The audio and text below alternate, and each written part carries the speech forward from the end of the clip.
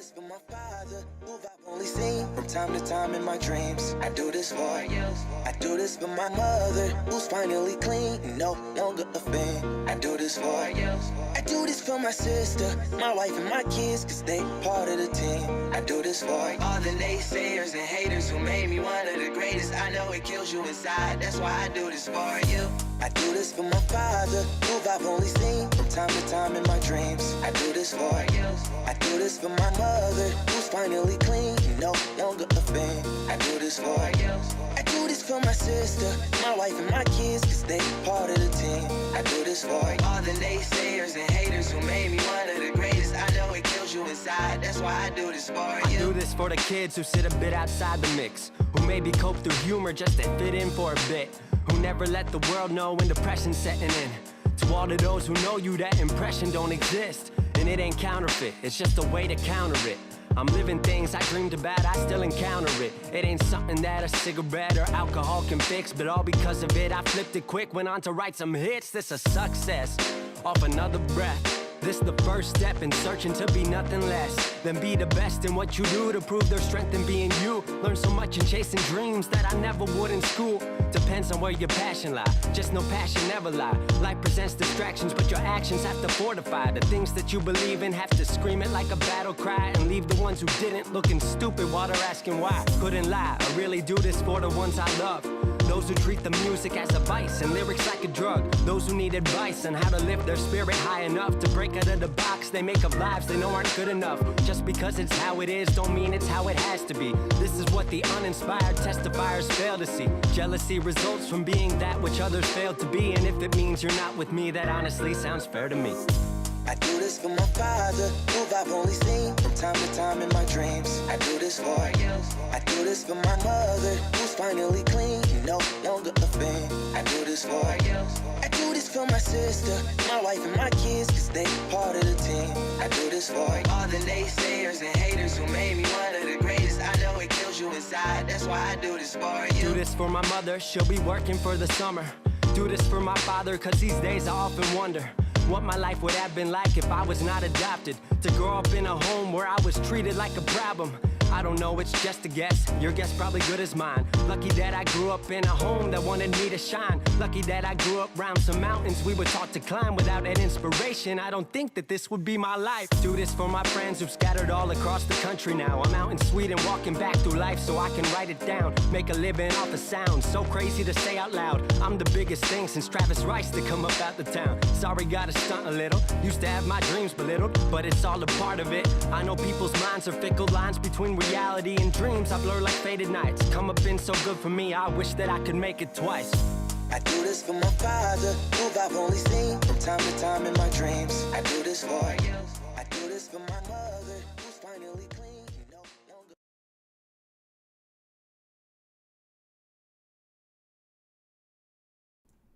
All right, you guys, good evening. Hey, thanks for being here. First and foremost, I do have my cameras up on TikTok right now, but I want to let everybody know, on TikTok, I will not be answering your questions. If you have any sports questions, you can just join the channel, go see the live stream, go to YouTube, it's the same name, join the crowd, join the crew, and ask your questions.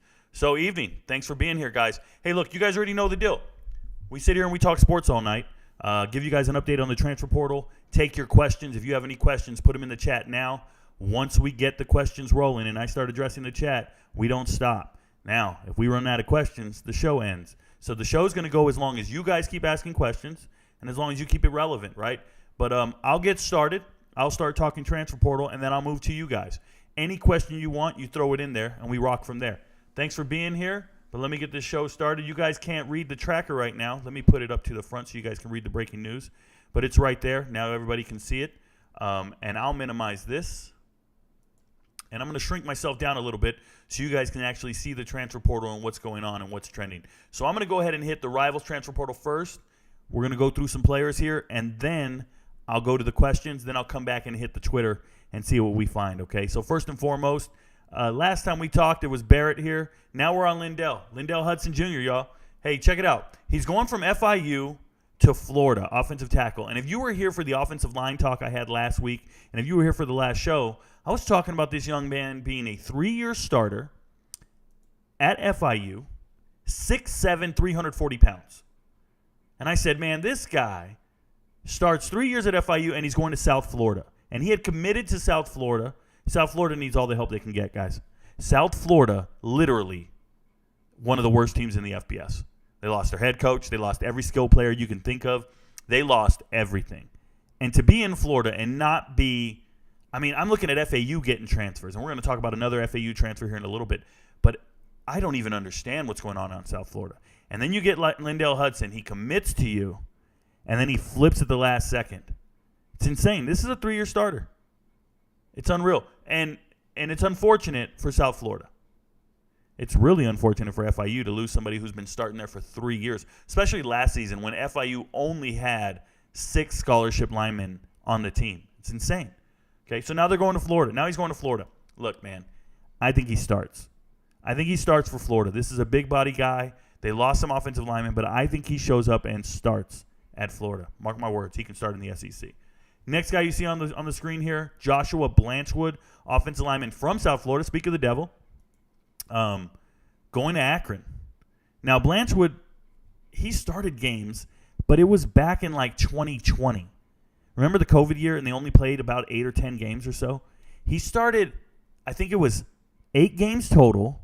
The first game was at left tackle, and then the rest of the games were at right tackle. And he was okay. He wasn't bad, but he's little. He's 6'3", 294. I shouldn't say he's little. He's 6'3", 294, and in comparison to most offensive tackles, he's just not there, right? So he gets injured 2021. I know he does. He played a little bit. 2021, he played a little bit. Last year, he had a season-ending injury, and he had to redshirt. He got a medical redshirt. So going up to Akron, let's talk about it. 2 Akron starting offensive linemen jumped in the portal. They were roommates. One of them is Beckman, and I'm forgetting the other kid's name. But they both went to East Carolina. It's like, yo, why'd you go to East Carolina? Well, they just bounced on them. So Akron needs help. Guys, Akron, and I'm gonna pull it up on the screen for you guys. I didn't even think about showing you guys this, but if we go look at Akron, here's what no one talks about with Akron, and I'm going to hit recruiting. Akron recruiting class. Check this out. And their head coach is Joe Moorhead. He's a good coach. He's trying his best. But when you look at Akron's recruiting class, and they got 14 players from high school, 18 really, 14 and 4 hard commits, 14 guys, 18 total. But when you look at this, you see 2 transfers. Well, that's not right. They got a lot more than 2 transfers. But I'm telling you guys, the thing wrong with Akron is this right here. Nobody goes back to 2022. Last season, Akron only had 10 high school kids and 17 transfers. They went transfer heavy. When I was talking about Akron last year, they went transfer heavy. 17 transfers. And these transfers could play football. And their starting quarterback was a transfer from a JUCO, DJ Irons. But we're talking about Cameron Wiley down here. This was their leading rusher. He was a transfer from Minnesota. He went to Akron, led the team in rushing. Yeah, there's no shame. He couldn't start over Mo Ibrahim. Okay. Well, he comes over here. He's 6'2", 210. Leads Akron in rushing. He's in the transfer portal right now. Somebody need a goal line running back? Cameron Wiley's your guy. But how in the hell did they get 17? Max Baines just went back to Houston. This is a funny one. Max Baines transferred 6'5", 307. Transfers to Akron last year. Is the starting tackle. Plays great. Jumps back in the transfer portal. And Houston wanted him back. And he's back in Houston. He's a Texas kid. He's back in Houston. Pretty insane story if you ask me. You transfer away from the school, go play 1 year at Akron, then come back. And he didn't transfer because he couldn't play. He was a starter at Houston. It's nuts. But that's it. Joe Moorhead goes out there. And so when you see all the departures in the transfer portal and the small recruiting class this year at Akron, it's because all 17 of these guys, the vast majority of them, they took starting jobs. They're starting at Akron. The wins aren't there. The performance isn't there. But if you want to see a team with the template of, hey, let's make our team better through the transfer portal, I've never seen a team fail it more than Akron and Indiana. Those 2 teams have gotten all the transfers in the world and have failed miserably at what they're doing. It's remarkable, okay? 1 second. This guy says the short backdrop. Hey, Mike, you're on TikTok. On YouTube, there's no short backdrop, bruh. It's the whole screen. The camera's just lower. Shout out to you, hater. You don't support me. The screen looks great over here. We're on YouTube looking great. Get with it. Can't stand these haters, guys. There's bums out there. There's bums in this world who watch me. There's bums out there who watch me. It's cool, man. They watch me when I'm in the club talking to their girl, and they can't do nothing about it. Like, oh, my God. I hope he doesn't dance with her. Oh, I'll go buy her a drink. Anyways, scrub-ass dudes. All right, back to the list. Stay focused. So, Joshua Blanchwood, just a position of need for Akron. The kid's going. More power to him. Let's see who else is here. Tristan Cox. Look at this dude's neck, bro. Tristan Cox went to Purdue for 2 years.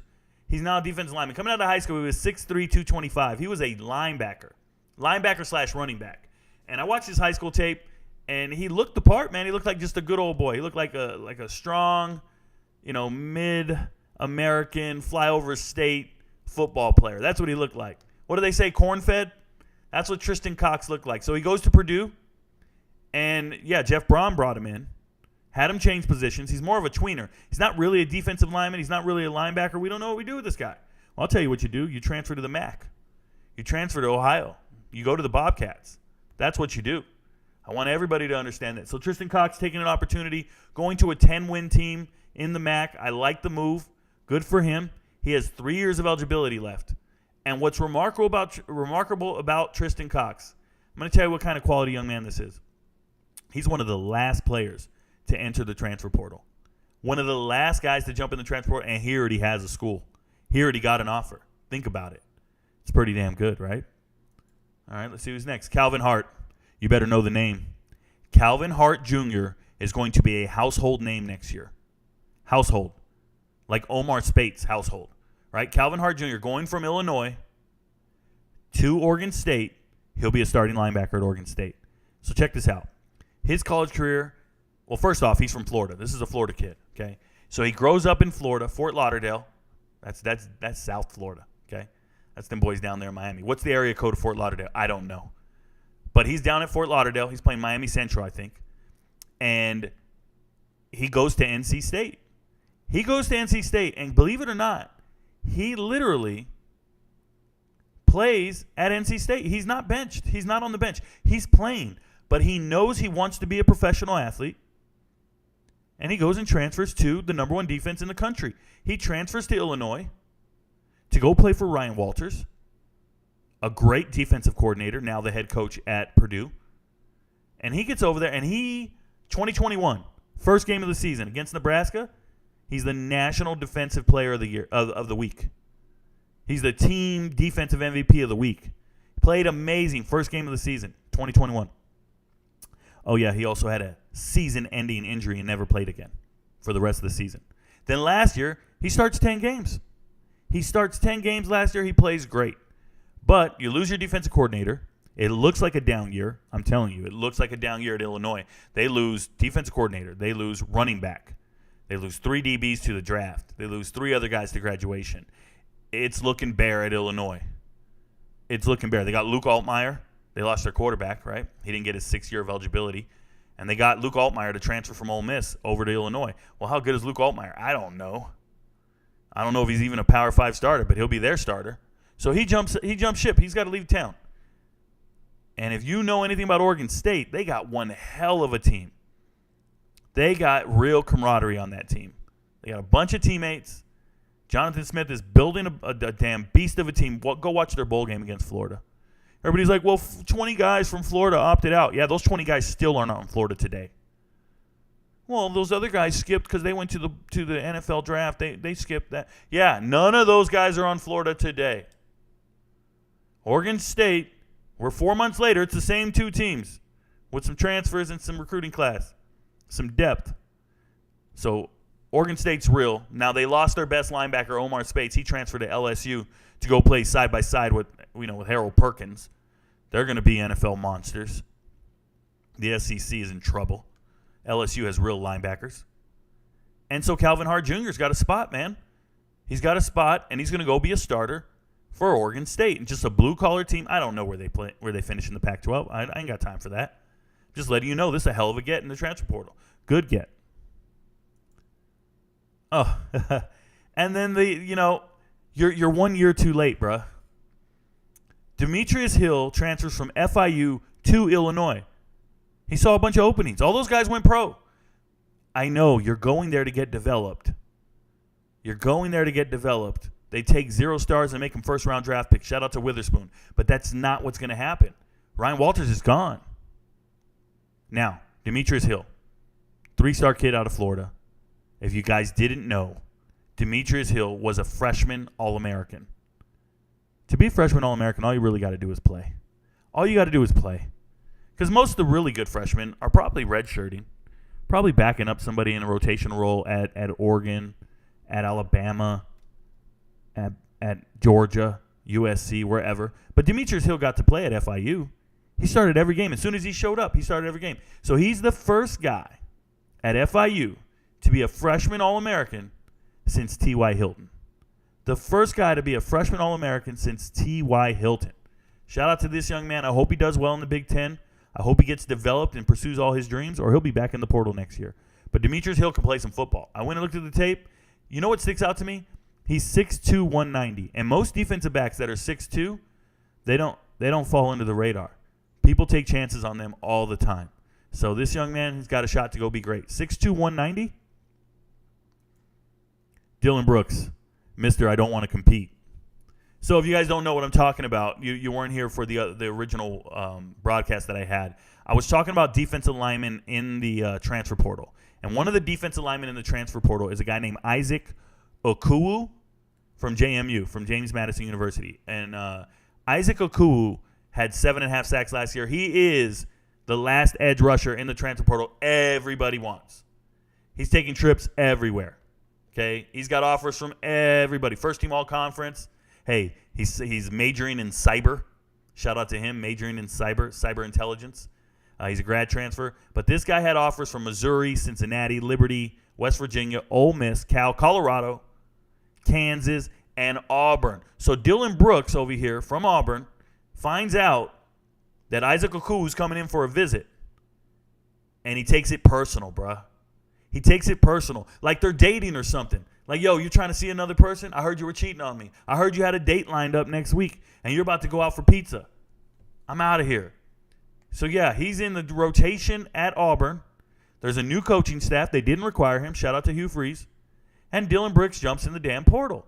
And he's a good player. But why are you doing that? Why are you afraid of competition?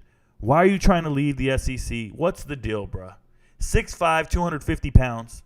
4-star kid. Told him he was going to play the quote-unquote jack position. Pause. But he was on the field already. And it's a thin position at Auburn. Nonetheless, he's going to Kansas. Shout out to Coach Leopold at Kansas for flipping that roster, improving everything about that roster. And here you got Dylan Brooks coming in. That's a huge improvement on talent. Talent alone. That's a big one right there, Dylan Brooks. Nico Reed. Following his coach, positions coach. Coach Meat, as they call him, Coach Meat. And he's going to Oregon. Now, look. Oregon had 2 corners transfer last year. The 2 corners that transferred last year were Christian Gonzalez. You know, Christian Gonzalez just got drafted in the NFL, right? Everybody's great corner. And then Mekhi Blackman was the other corner who transferred to USC. Him and Brendan Rice both left Colorado, went to USC. And Blackman went in the 4th round. Who drafted him? I'm forgetting who drafted him. How do I forget? But the point is, you had 2 NFL corners, and they both left. And then here you got Nico Reed. He was the best player on the defense last year, supposedly. 2 interceptions, over 40 tackles. Like, I get it. He's good.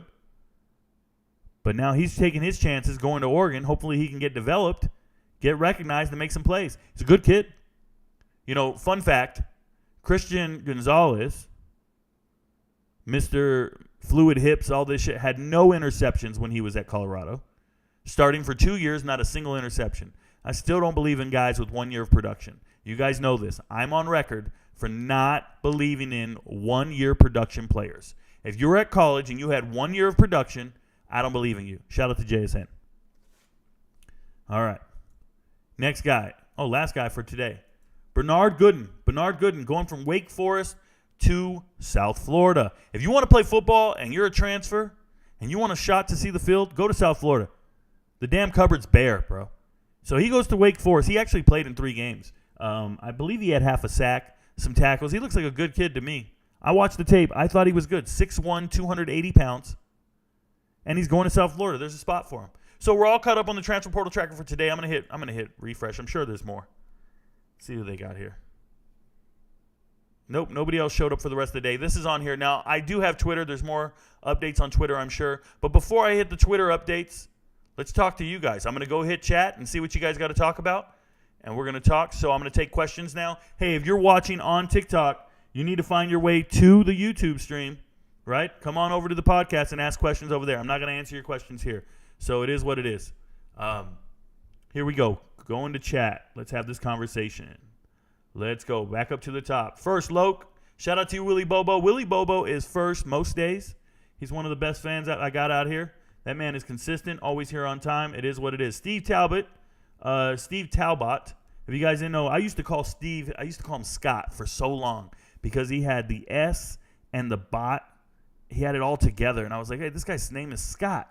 But no, it's Steve. He's got the wrench there. Act up and he'll kick you out. Shout out to Steve. Rico, what up, Chaos?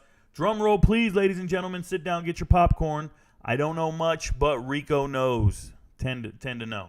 Yo, Rico, give a shout out to the West Coast. You know, all right, special shout out to the West Coast. You guys can start sea-walking on your own terms. Rico knows it all. I'm here to support. Thank you very much. Don Playa, I call him Count Dracula. Dracula's in the house. Shout out to you. Hit the like button. It's free. Yes, it is. How you not copyrighted? I got you. Who's the artist? The artist name for all the music I play, his name is Abstract. He's actually not a rapper anymore. Most of the music I play is 5 or 6 years old. He changed over to alternative music. That's a whole nother conversation. You know, he changed it up. My daughter is going to see you to play volleyball this fall. The buzz around all sports there has been elevated. Love what you're doing. Thank you, Colin Payne, and shout out to your daughter. She's a Division I athlete playing volleyball. That's pretty damn cool, man. Shout out to her. Keep her away from the football team. They need to stay focused. I'm just letting you know. But, yeah, shout out to you. All right, Jacob Snellgroove. Thoughts on Dylan Raiola committing to UGA? Jacob, if I use any energy talking about high school recruits committing to teams, I would be out of energy. They change their mind every week. They flip-flop and never go through with what they're saying. It's a waste of energy to even talk about it. That man's been announcing his top 3, top 6, top 5. Now he announces one team. I don't care. Okay? I don't care. That's how I feel about him. I will talk about Dylan Raiola when he jumps in the transfer portal. He's going to jump in the transfer portal. I'll talk about him then. That's it. I only talk about guys who jump in the transfer portal or anybody else who's noteworthy. That's not noteworthy to me. It's just the guy. Is he better than Gunnar Stockton? No. Is he better than Gunnar Stockton right now? No. Will he be better than Gunnar Stockton? No. Do I care where he goes? No. There you go. Those are my thoughts. Wait. Let me read that again. Thoughts on Dylan Raiola committing to Georgia? None. Those are my thoughts. None. I have no thoughts on him. Thoughts on Minnesota football and their quarterback, Ethan Kaliak-McManus. I can never say his name right. I want to apologize. I saw him play in the bowl game. Did I see him play in the bowl game or at the end of the year? I think it was both. So, Ethan, I went and watched film on him. They got him some weapons. If you guys didn't know, Minnesota hit the transfer portal really hard this offseason. I can show you guys. I think I go in here. Let me just go to Minnesota real quick. Where does Minnesota play? They play in the Big Ten. Check this out. I'm going to show you guys. I'll shrink myself right now. What's crazy about Minnesota this season? Oh, wait. Is this the wrong year? This has to be the wrong year. That says 2022. 2023. So what's impressive about Minnesota is they only signed 21 guys out of high school. That's fine. But they're transfers. I didn't see Tyler Bride committed. I got to make a video about this. They got Tyler Bride and Craig McDonald. Craig McDonald coming back home as a safety. He won state in the state of Minnesota. This is where he's from. Tyler Bride's a quality corner starting at Georgia Southern. These are both really good defensive backs. for them. But you saw they had a need to dress defensive backs. These are their 4 most recent transfer portal player signings. Let me scroll roll so you guys can see, just so we know what I'm talking about here. Tyler Bride, Craig McDonald, Trayvon Jones coming up from Elon, and then Rowan Zolomon. I thought that was a reach, 6'5", 210, but he's coming over from Miami of Ohio. I didn't think he was that quality of player. But the rest of these guys, studs. Notice, 4 transfers all in the secondary. They saw spring ball. They know what they need, and they went out and they offered every guy in the secondary that was a quality guy.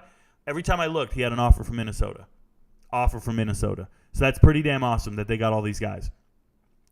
The guys I want to talk about, well, Jack Henderson, they got him, Southeast Louisiana, another FCS guy. When I watch Jack Henderson's tape, 6'2", 205, Jack Henderson hits everybody. He plays like a linebacker. He stops every play in its tracks. Okay, they got a running back in Sean Tyler from Western Michigan. They got Western Michigan's leading receiver in Crooms, their leading tackler, and their leading running back. They took everything from Western Michigan. I feel so terrible for Western Michigan. Minnesota's where it's at. Sean Tyler, I have a video on him. If you want to go on my TikTok, do a search. Hashtag Sean Tyler. No, do a search. Hashtag Minnesota space. Do another hashtag and put transfer portal. That's all you got to do. Minnesota and transfer. And you can do that for every single team you care about. All you have to do is put the team name, space, transfer portal. Put in 2 hashtags on the search bar on TikTok.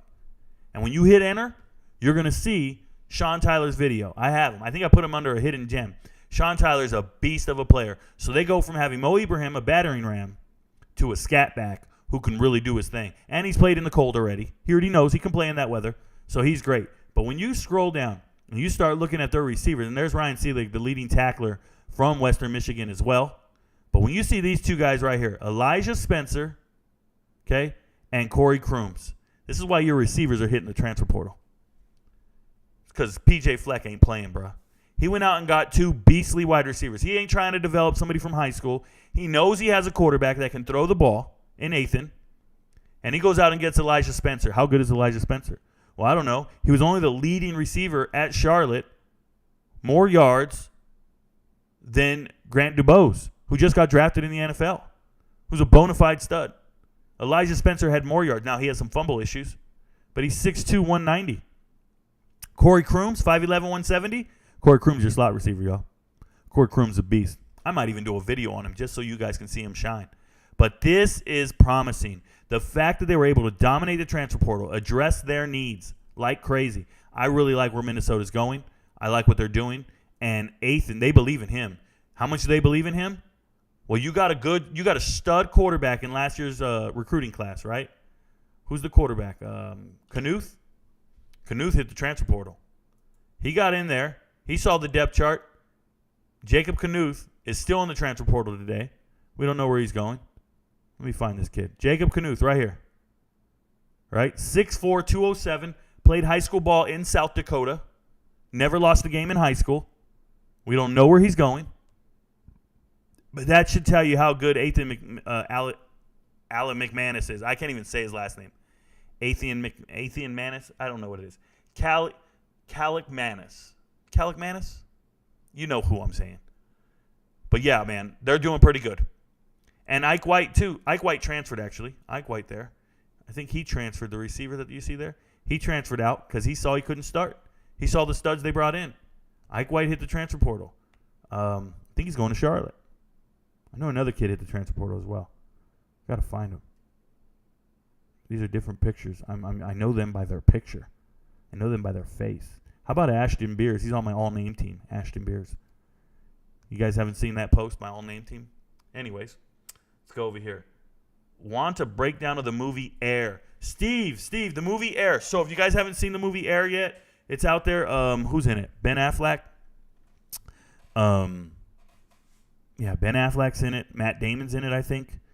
And the way it works is I went and watched it at the movie theater. If you saw my TikTok where they called the cops and they went ahead and they were fighting over seats, that I was watching Air at that time. So the whole movie, it's a really simple concept. They're just talking about how they got Michael Jordan to sign for a new shoe. That's it. For a shoe deal. It's really unique. It's important that you understand they had never been done before. And what had never been done before is athletes making a portion of the sales of their shoes. And Michael Jordan was not going to sign with Nike. They had no chance of getting an NBA basketball player. They almost went with Charles Barkley. They almost went with a couple other players that weren't nearly as, obviously, as charismatic as Michael Jordan. And Michael Jordan was going to go with either Adidas or, who was it? Converse. Adidas or Converse at the time. And Nike was struggling. So, yeah, man, it's pretty good stuff. I like it. I'm trying to fix my mic right now, so I apologize if I'm a little low. I'm just going to be trying to adjust it as we go. But, yeah, Air, the movie, there's not a lot of action going on. It's a heavy dialogue movie. I like heavy dialogue movies. Think Argo. But it's about Nike. It's about Nike, not really Jordan. You don't ever see Jordan's face or anything like that. Will Georgia dominate college football for 15 years because of five-star quarterbacks? So Georgia it will not dominate football for 15 years. They didn't have a five-star quarterback dominating for the last 2 years. The quarterbacks that they currently have, you guys, stars get you offers. Stars get you offers. They get you in the door. They don't do anything for you once you're there. Once you're at the school, the amount of stars you have is irrelevant. You got to be better than the other guys on the roster. You got to be more dedicated and focused and better than everybody there. So what are we talking about? Dylan Raiola being a five-star quarterback wanting to go to Georgia means nothing. If he went to Georgia today, he would be the fourth-string quarterback. You guys are talking about the fourth-string quarterback. I want that to settle in for you. You're talking about the fourth-string quarterback, and you're excited about the fourth-string quarterback. That doesn't win you games. You got to talk about the guys on the field. Okay, you got to talk about the guys on the field. You have to. I can't deal with this nonsense. These questions are absurd. Will you think Haynes King will do good at Georgia Tech? So doing good is subjective. It all depends on what you mean. Do I think Haynes King is a good quarterback? Yes, I do. Yes, I do. I've said this before. I'll say it again. Haynes King went into a loaded quarterback room at A&M in 2021, and he won the job. They had a competition, an open competition in 2021, and Haynes King was named the starting quarterback after the fall. Now, he didn't keep the job. He didn't play well, but he prepared well. He practiced well. That's what that's about. Okay? So Haynes King is doing it. 1 second. And then 2022 comes. He does the same thing again. Sorry, guys. I'm still adjusting the mic here. Mic check, 1 2 1 2. There we go. Much better. Much better. Okay. So for me, Haynes King is great. He beats people out in competition. Now, what he does in execution, that's on your offensive coordinator. Georgia Tech quarterback coach is Chris Winkie, former Heisman Trophy winner, all-time great at Florida State. I think he's a great coach. I think he's a better recruiter. I think that's why they're getting all these offensive weapons. I'm cool with it. I think he does well. I think Haynes King does well, whatever that means. Okay? You think Georgia has an upgrade at quarterback this season? Owen, no. I think if you have 2 or 3 guys competing for the position, you don't have one. If you don't have one clear-cut quarterback that has beat everybody else out, you don't have a quarterback. That's for every team in America. If you don't have one quarterback far and away better than everybody else, you don't have a quarterback. You got a locker room split and a bunch of guys saying, I think this guy should start. I think this guy should start. I think you're wrong. That's what you got. A divided locker room and poor play on the field, having the guy look over his shoulder, wondering if he's getting taken out of the game. If you've ever been in that situation where you think coach is going to take you out of the game because you're not good enough to start, I'm telling you, you can't even focus on what you're doing. After every incompletion, you look over, am I out? Am I out? Are they taking me out? I see it in basketball all the time. A guy does a turnover, he's just staring at the bench like, is coach going to take me out? It's going to happen at the quarterback position, the worst position. How improved do you think USC's front seven will be with all the additions they have? Chaos. I think their front seven was pretty good last year. They just score too fast.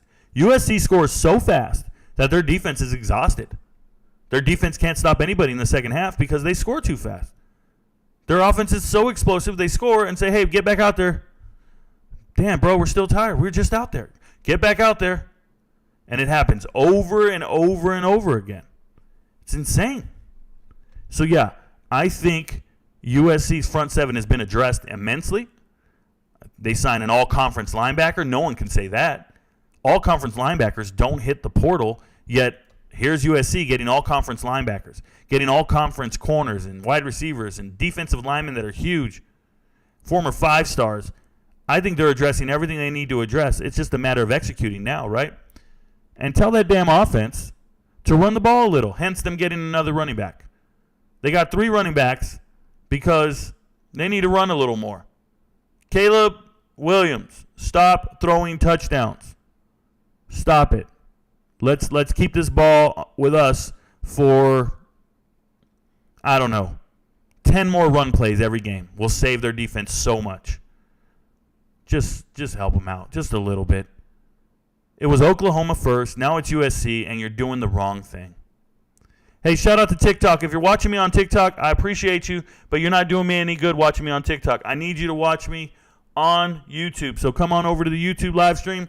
You can ask any question you want. I will answer it over here. I'm not going to answer questions down here under no circumstances. I'm not answering questions on TikTok. Just so you know. Keep asking them. I'm going to ignore them every time. I'm over here on my live stream. Peace on my podcast. What's up? All right, next question. This may be an off-the-wall question, but do you have any dating advice? I keep dating all the wrong cuties. If you want to pass on the question, I'll understand. You won't hurt my feelings. I'm not going to pass on the question, Willie Bobo, but here's my dating advice to men. To men, my dating advice is simple, okay? Find the most attractive woman that you can find. Date the most attractive woman that you can find. Now, I say that with one caveat. Make sure she meets all your other standards already. Okay? Listen to what I'm saying. Don't go looking for a nice woman. Only associate with nice women. If you value loyalty, find somebody who's loyal. Find somebody who's respectful, who's got a job, who contributes to your life. Find all those prerequisites first. And then go pick the finest one that meets all those standards. That's all I'm saying. In other words, being a good woman isn't good enough. That's the bare minimum. You need to be a good woman and beautiful. Shout out to Kim Jones. You can't just be a good woman. That's not enough. There's a lot of good women out there. You got to be beautiful too. So I'm looking for the finest woman out there because you've already met all my other prerequisites. If you don't meet my prerequisites, you're not even evaluated for your beauty. Shout out to the Kardashians. You could be fine as hell with every curve in the world, ain't interested in you. And all you dudes out there looking to go on a date, hey, no low quality dates, bro. No drinks, no coffee and drinks. No, we're not doing that. Do a high quality date. Put your back into it. Spend some money. And women, if you're settling for a low quality date, you're settling for a low quality life. You do a low quality date, you do one where the guy's like, well, I can't really get there. My car's in the shop. If he don't have a rental, if he can't afford to get there, you're already in the wrong predicament. You're already in the wrong life. If he don't have his own house, don't talk to him. Oh, but you have, nah. I don't care if you got your own house. Stop subjecting yourself to a lower standard of people. That's what I would say to all you guys. What up, Colin Bolin? What's up? I assume you saw the 2 players who transferred to UConn. Let me tell you something, Colin.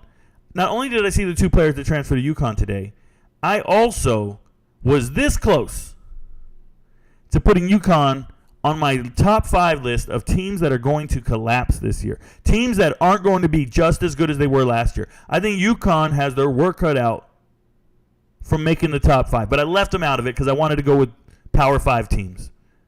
Because if I'm going to announce teams that are going to collapse next year, I'm not going to go Kent State, Akron, ULM, South Florida. I'm not going to do that. That's the easy way out.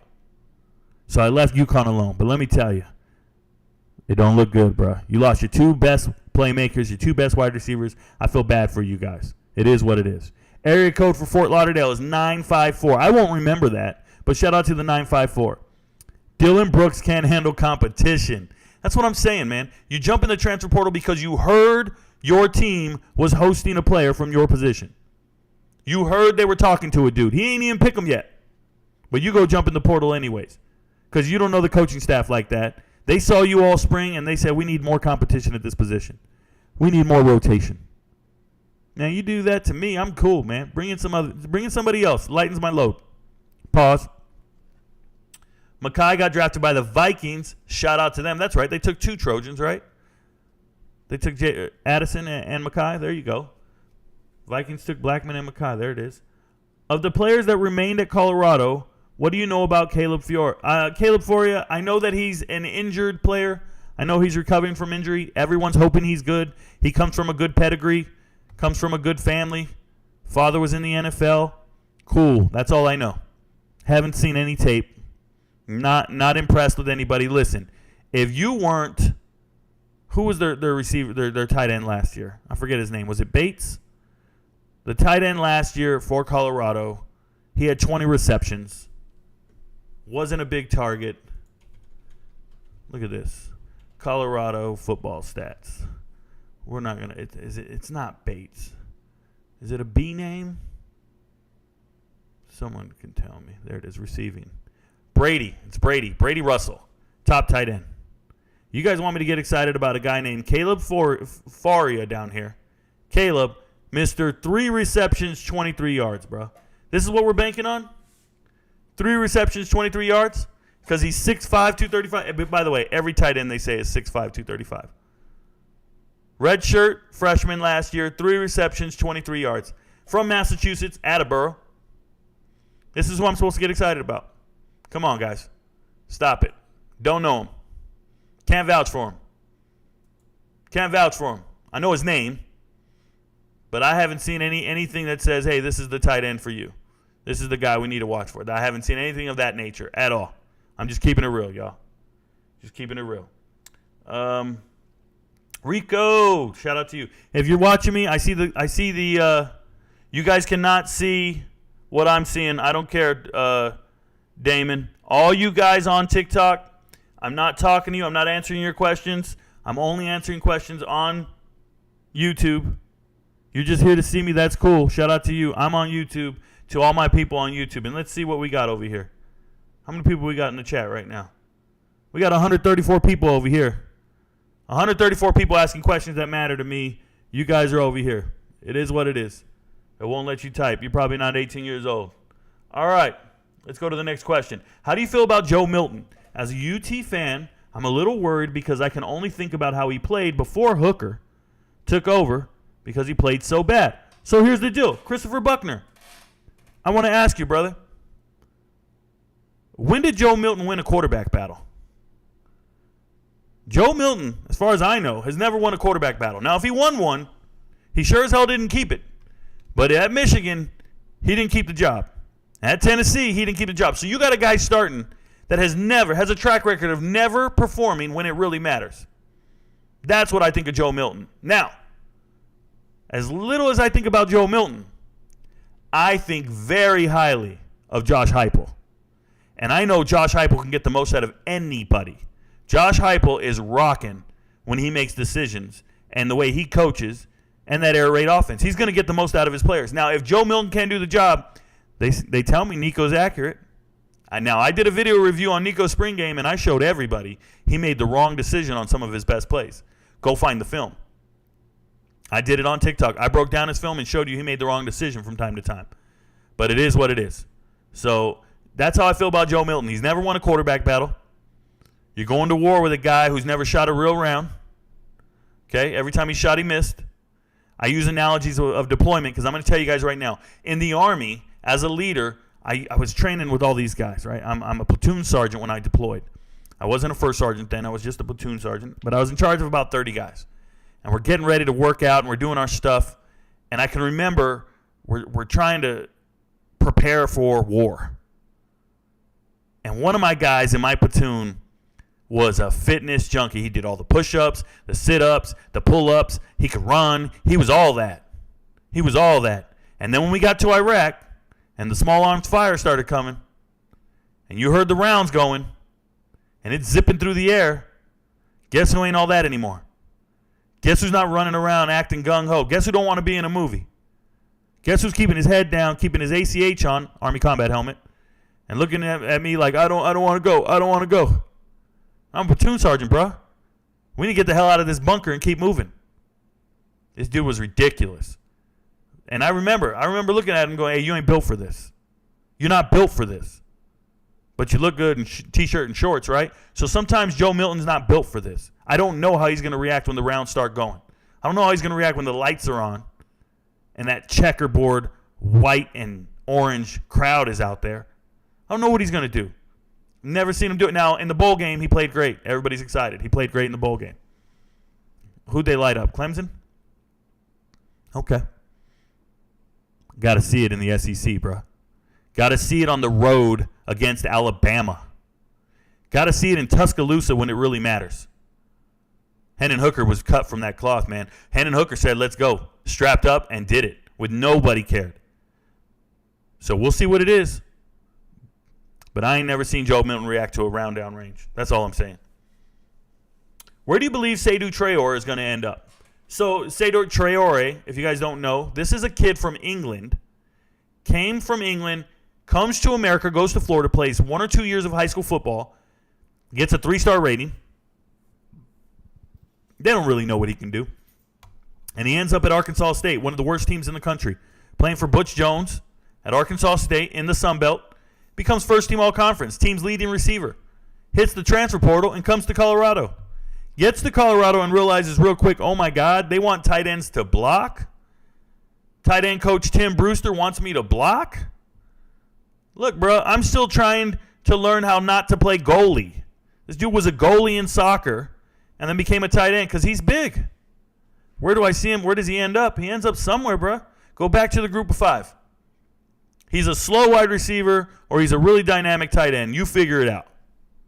But what he ain't is he's not power 5. Not with his mindset, not with the way he competes. There's no tight ends on Colorado's roster, and he didn't stand out. There's no tight ends on the roster. He didn't stand out against no one. Think about that for a second. It's crazy. Who is this ECU guy and Colorado guy who committed to Oregon? I haven't been here. All right, Owen Gratis. So the ECU guy that committed, have I even addressed it yet? I haven't even addressed it yet. So you got to let it come up. Nishad Strother, he started 30 games at ECU. He's a good player. So he's going to Colorado, or he's going to Oregon.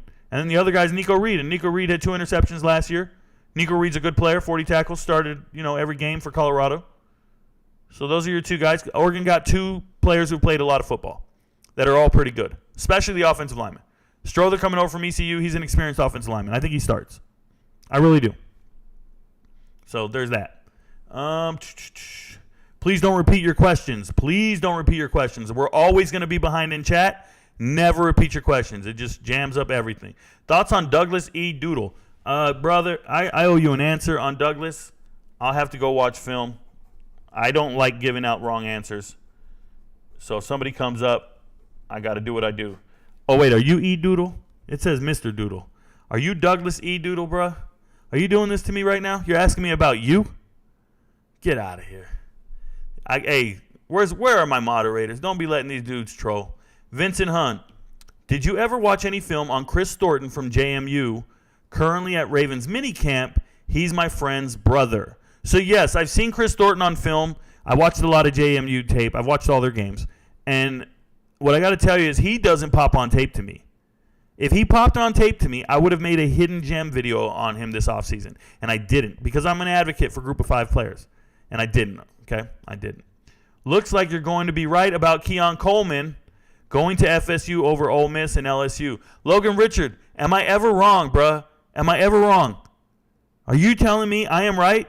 Are you telling me I got to make an I am right video because I told everybody Keon Coleman's going to Florida State or he's going back to Michigan State, but he sure as hell ain't going to LSU or Ole Miss? Everybody, well, he needs to go to – he's from Louisiana. He's going back home to LSU. No, he's not. He's going to go to Ole Miss. No, he's not. Florida State has a marquee quarterback. This man wants a quarterback that can throw the rock, get it to him, and get him in the first round of the NFL draft. That's what he wants. And that's at Florida State. So thank you very much, Logan Richard. Shout out to me. Hey, I'd like to thank me. and me for getting it right again, as always. Arkansas has brought a bunch of transfers recently. Do you got any videos on it? If not, could you go over what you think of the recent gets from the portal? Corey Smith, unfortunately for you, I have a video on every single player Arkansas has signed in the spring. Go to my TikTok, watch it. It's on my YouTube. Every single player they have signed. That's Varkey's Gums. That's, the fact that I can't memorize them all off the top of my head is ridiculous because I should always be able to do that. But let's pull it up. SEC. Oh, Jaheim Singletary, Jaheim Thomas. Let me redeem myself for a second here. Scroll to the bottom. Oh, this is last year's class of transfers. I can just see the names and know what year it is. Here we go.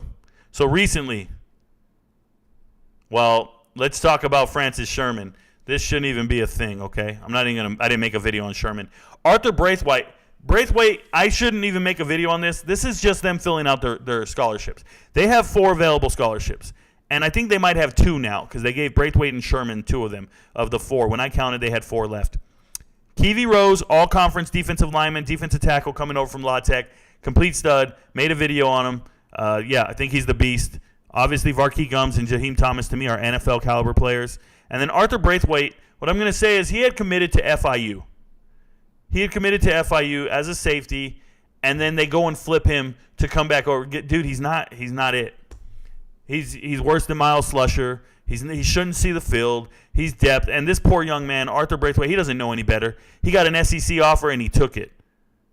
But he didn't have any other Power 5 offers. He was going to FIU because he's an FIU caliber player. He wasn't a stud at Western Kentucky. I looked at the tape. He should never made this move. So I didn't even feel like making another video about him because I don't think this is a good move, personally. It is what it is. If you have any questions in TikTok, I'm not going to answer them. You got to go to the YouTube. I will answer it if you go to the YouTube chat and you drop it in here. There's a lot of people with more questions. They're in the longer line. I will not answer any questions down here. It is what it is. All right. So you got to join the YouTube to even interact with me. That's what we do around here. Yeah, so you can go find those videos. Listen, Corey Smith, here's how you find the videos, brother. All you got to do is search TikTok. Do a hashtag Arkansas, space, do another hashtag, transfer portal, all one word, and then hit search. Put both hashtags in the search. And this goes for everybody on every single team. Everybody on every single team. You pick a team name, hashtag that team name, space, hashtag transfer portal. And you're good. You'll find every video I've ever made on your favorite team. And you can watch them all. Got to catch them all. You can do it on YouTube. It's a little different. I have playlists for every conference. Go click on that particular conference. But TikTok's definitely got them all.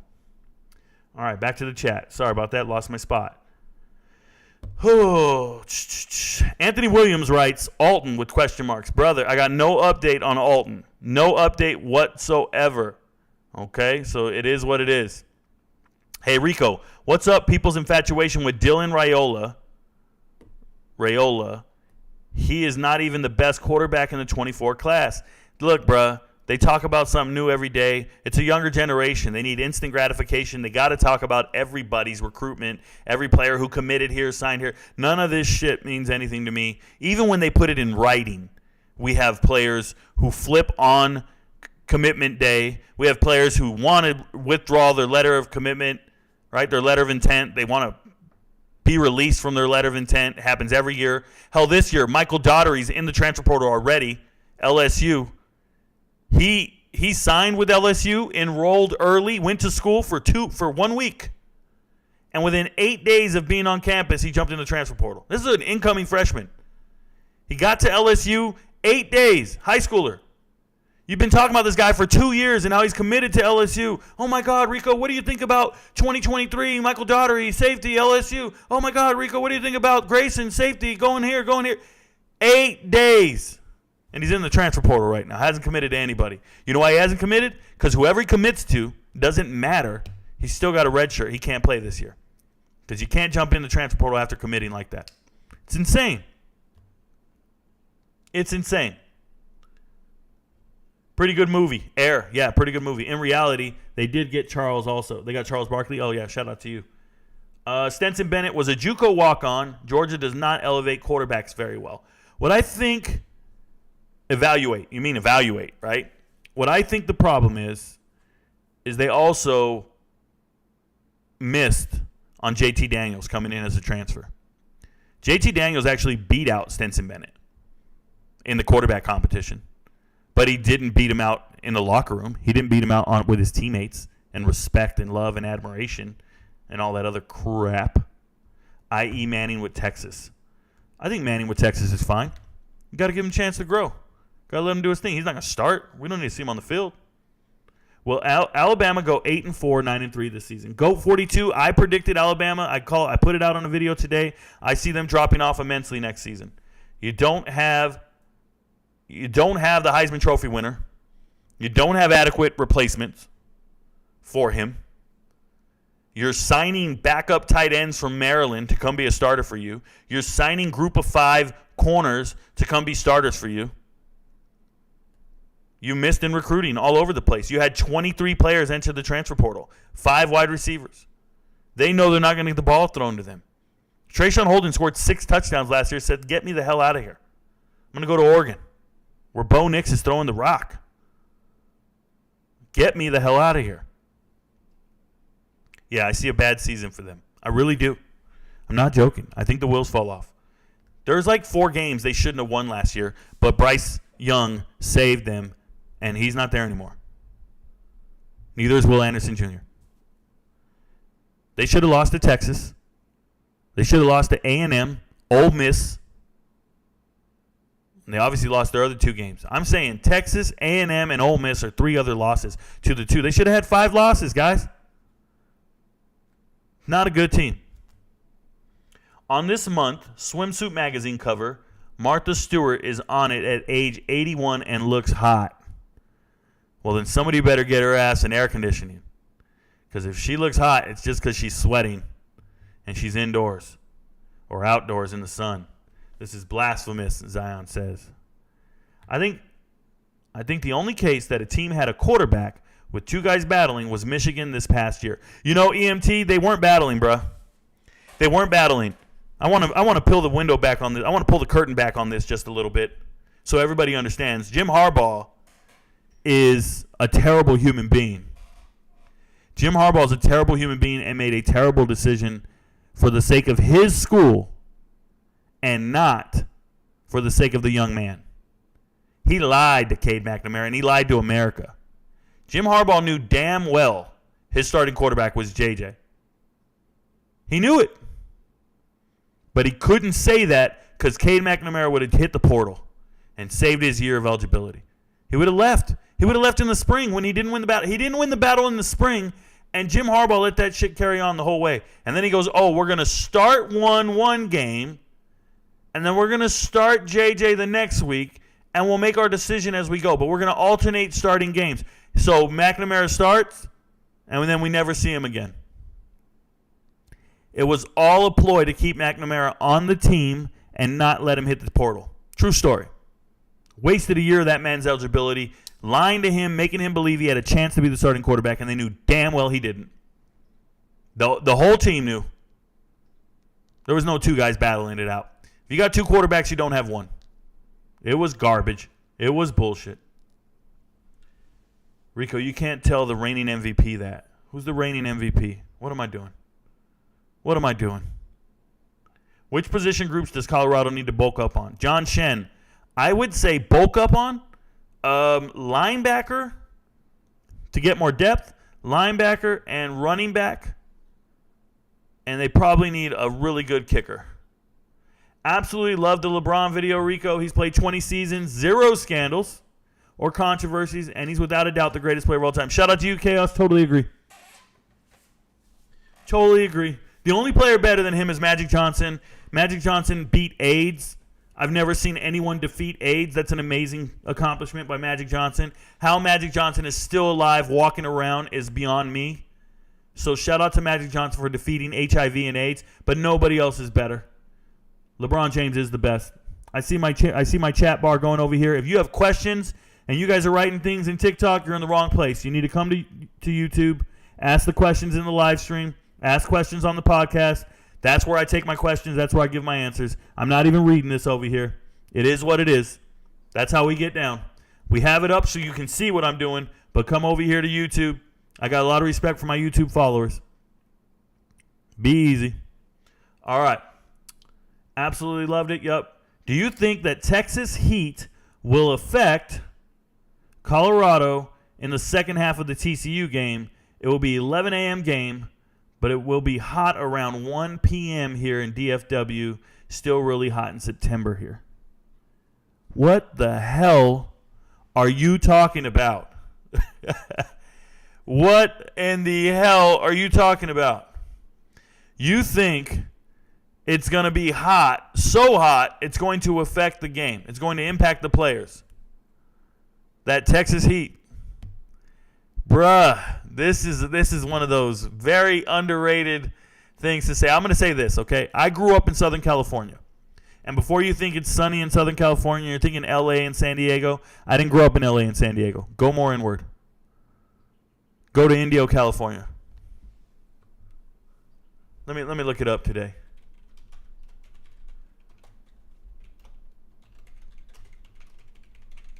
It's 95 degrees right now in Indio, California. Look at this weather. It's over 100 degrees every day. Right now, it's over 100 degrees in California, where I'm from.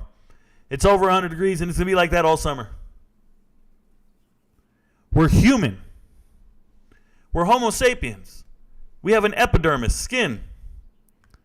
Nobody gets used to the heat, bruh. You know what you get used to? You get used to turning on the air conditioner.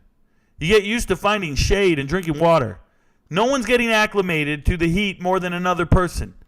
We're humans. You put a human anywhere, the people in Minnesota and Green Bay, they're not superhuman. They're humans like you and I. If you have good circulation, you can probably make it with no shirt on. But the only thing you do in cold weather states is you just wear more clothing. You wear more layers. You stay inside. You have wood for fucking fires. You have heated floors. You got bubble jackets. Go down to California. Where I'm from, bruh, it never snowed a day in our life where I'm from. We don't even own jackets. We wear a hoodie. You don't get acclimated to heat. You get acclimated to water, needing more water and the shade. You're all humans. You're all playing in the heat. It's tough. I played in this heat. I lived in this heat right here. And it didn't make me any... We had no advantage over any team visiting us in this heat. None. It wasn't like a team from the city showed up and they were like, damn, it's hot out here. No, they showed up and said, damn, these boys hit us in the mouth. Hey, these boys are fast. We didn't expect them to be this fast. That's what they said. I'm letting you know right now. This is crazy. Is it going to be too hot? How many games are teams winning because of the heat? Who's winning games because of the heat? Point them out. Is it winning games for UNLV? Is Nevada winning games because of the heat? Who's winning games because of the heat? FAU hosting games. Man, that humidity down at FAU is killing teams. It's stifling. We can't win at UCF, man. We can't win in the swamp. It's hotter than hell out in Florida. No one's losing games because of the heat. Come on, bruh. Come on. I will answer no questions from TikTok. I see the chat scrolling. You got to come to the YouTube to get the questions answered. Please ask me different questions. That's absurd. I don't care what time it is. What do you think about the Cowboys draft class? I was personally underwhelmed by it. Chaos. I will be assessing every draft class on TikTok and YouTube. I'm going to cross-post them, but that's a series I'm doing right now. I'm doing all 32 teams. It's going to take me 32 days. I'm doing one team a day. And the Cowboys are coming up, and I'll let you know what I thought of the draft class then. So you got to wait. You got to wait. Ask me about Dylan Raiola again, and you'll get the same answer. If you want to know what I thought about Dylan Raiola, rewind the live chat. Go back on the live stream. Go watch it, and then catch up. You can put the playback speed at 1.25. You'll catch back up. If you got here late, you can start the whole podcast over, start from the beginning, put it at 1.25 speed, let it play, and you'll catch back up to us, and you'll know what's going on. Rico, what did you think of Clark Phillips III out of Utah? Do you think he will thrive at the next level? So, yes, I've always been a Clark Phillips III fan. If I can show you my NFL draft top 10, let me see if I have it anywhere. I got to see if I have it on here. Let me see. I might have to open up a different NFL draft top 10. Maybe I put it on. No, I think I have it here. I got to find the right spreadsheet. Give me a second, y'all. I just want to show receipts. There it is, my top 10. I just want to show receipts. So this is my top 10 list. And as we scroll and roll, I will make myself smaller if I'm here. Up top, if you're looking at this list, this is my Rico Knows draft picks. These are all the guys I care about at every position. Okay? These are guys I want to see succeed and do well. So if you scroll over, you will see corners. Clark Phillips III is my number one guy that I want to see succeed and do well. Number 2 is Riley Moss, a white guy. Sterling Thomas V, the fastest guy in the draft, undrafted with the Lions. Runs a 4.2 40, runs 24 miles per hour. Rajon Wright, also undrafted. One of my favorites out of Oregon State, just signed with Carolina Panthers as an undrafted free agent. So these are all the guys I care about. These are the long shots. There's Mekhi Blackman, guy I've already talked about today.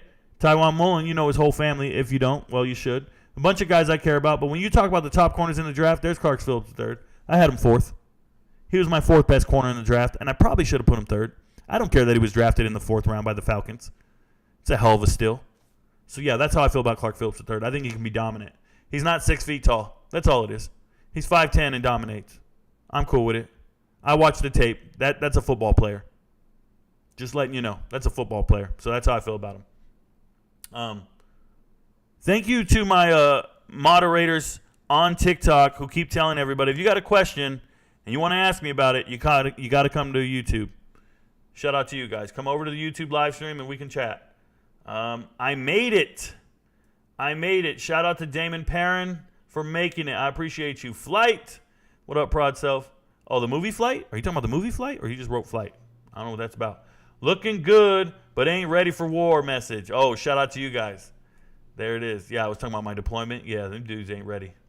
$2. Hey, thank you, Jared, for the tip. I really appreciate it. Hey, anytime you guys feel like tipping me, it hits me. It hits me right here, bro. Because nobody tells you to do it. You guys do it out of the goodness of your heart.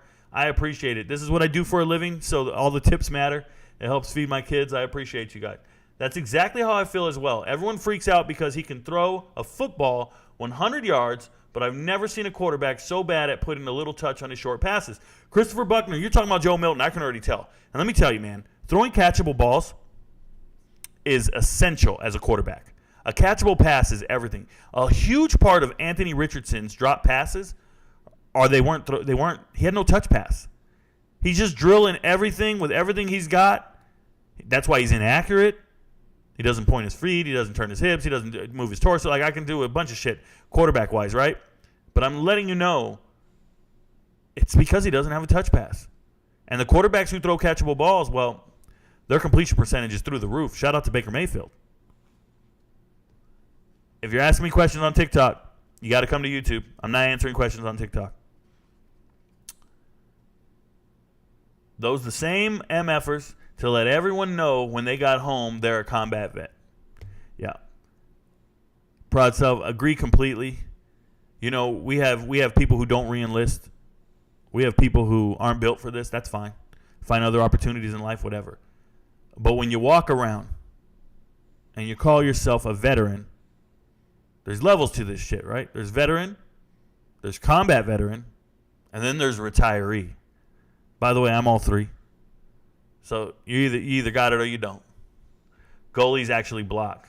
Goalies block. And he's talking about Seydou Traoré because he's a goalie and they actually block, but he can't block as a tight end.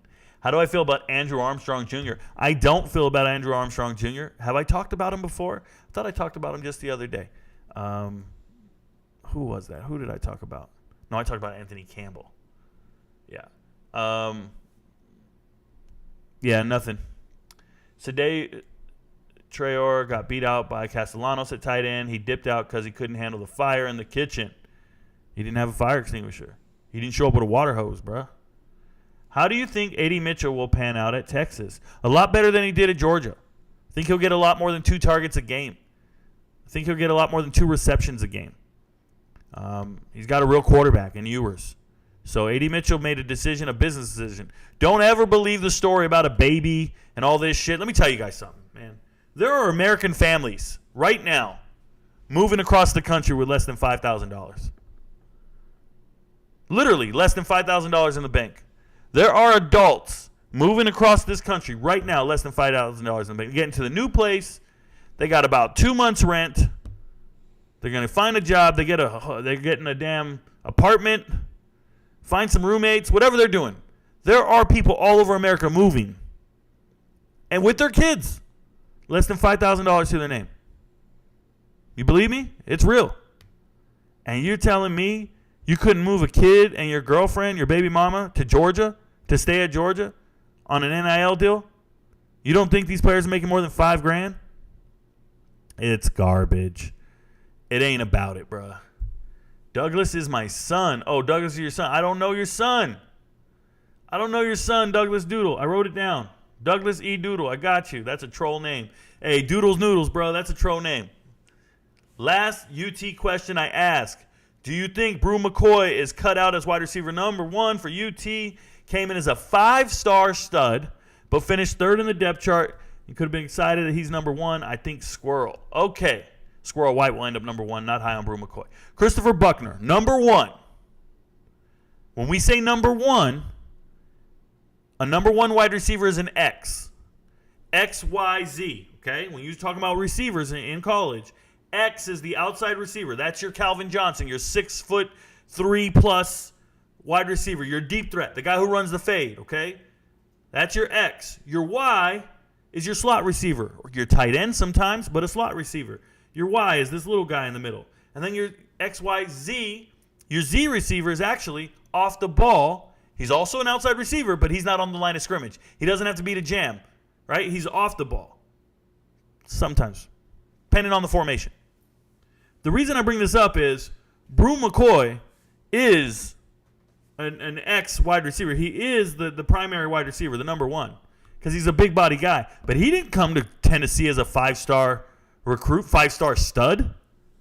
You guys told everybody he's a 5-star stud. That's not what he is.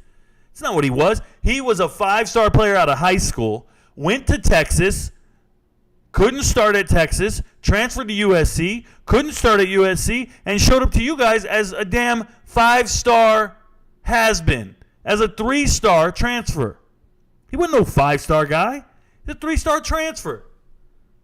Nobody's out here selling Brew McCoy as anything more than that. But how are you not in on Brew McCoy? How are you not in on Brew McCoy? He had over 50 receptions last year in the air raid offense. He did all he could. 5-star. They gave him a 4-star transfer ranking. That's absurd. This is absurd. I think that's when he was going to USC.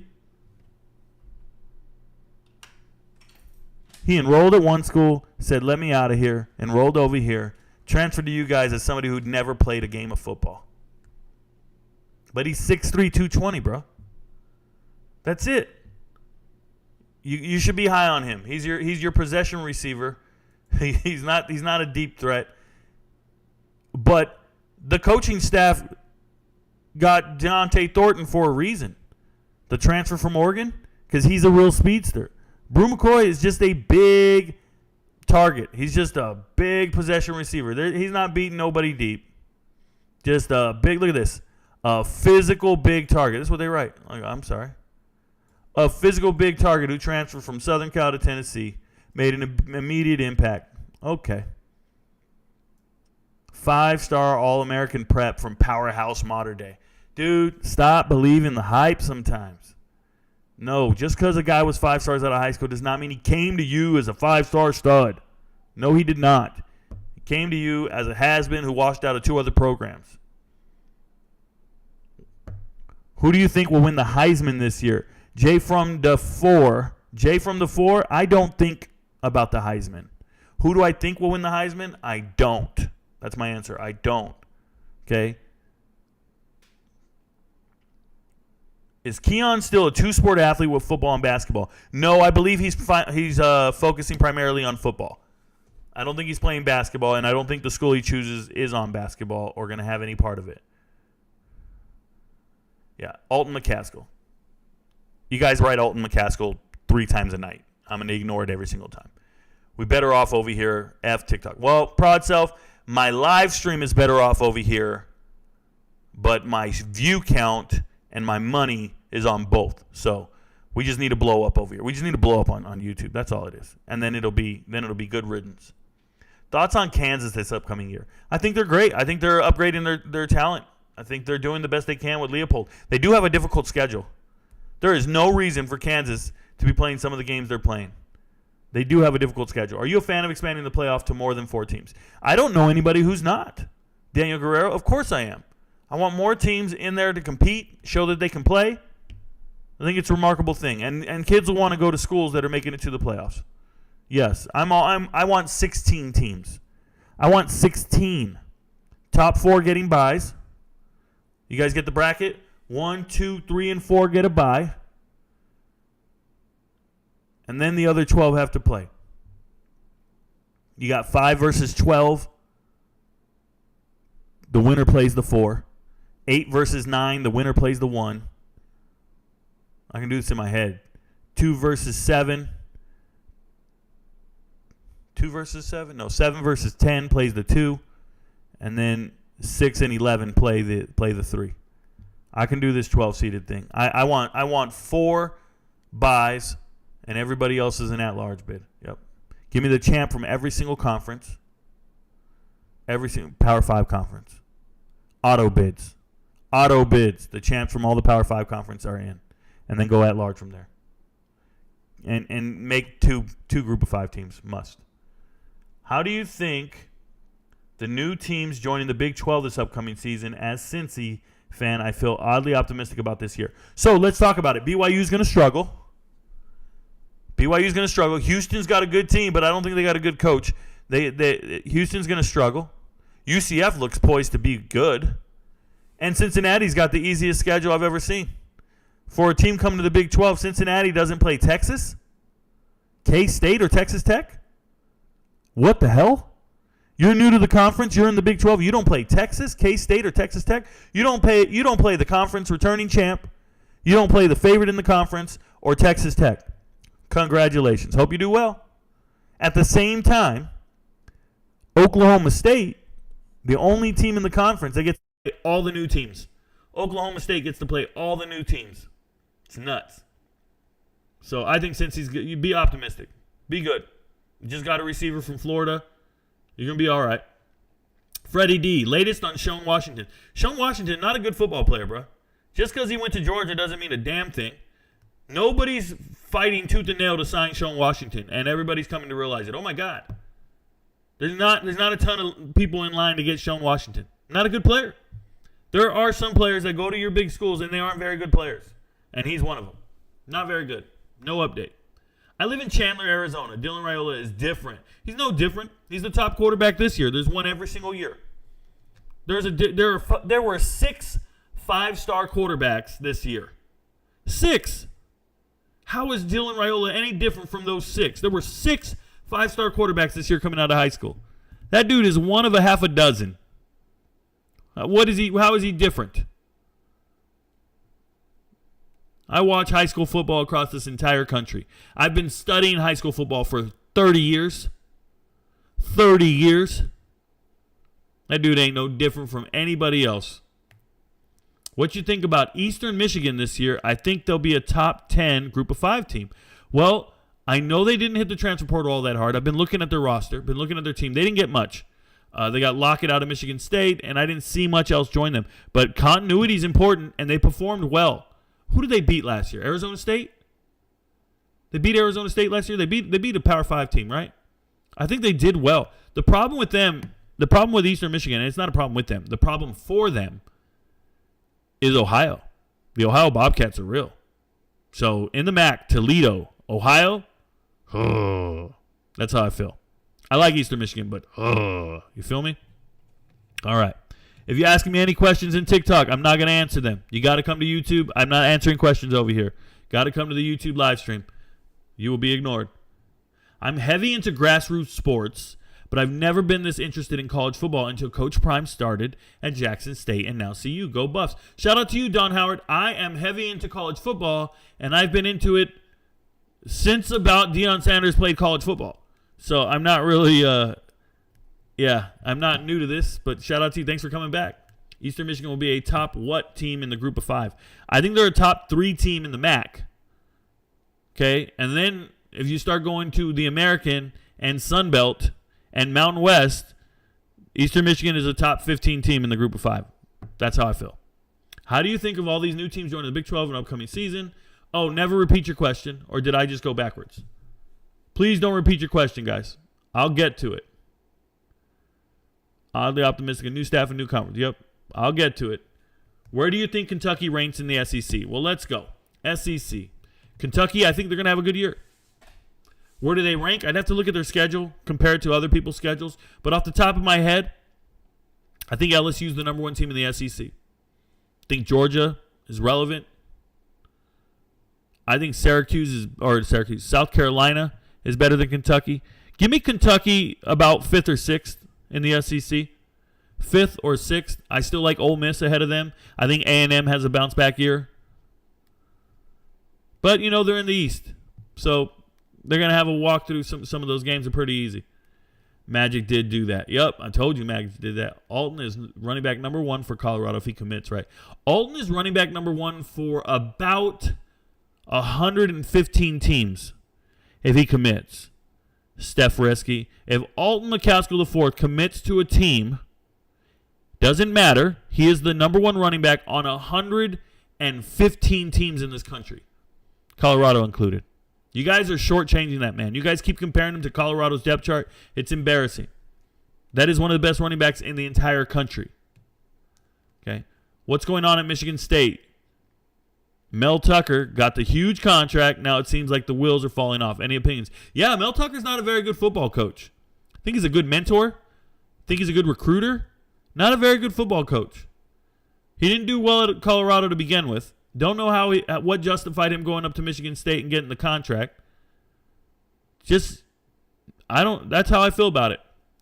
The wheels are falling off. Were the wheels ever on? He's been off the tracks. You got a train track. You got a train on the tracks that gets off the track. He's been off the tracks the whole time. That's how I feel about it. So that's where we're going to go with that one. This person, Funny Spider, says, Morant's rants is greater than Rico Knows. You're in the minority there, Funny Spider. You're in the minority. Texas Heat. Where are the kids on Colorado's roster mostly from? Southern states. The Heat will not even be close to an issue.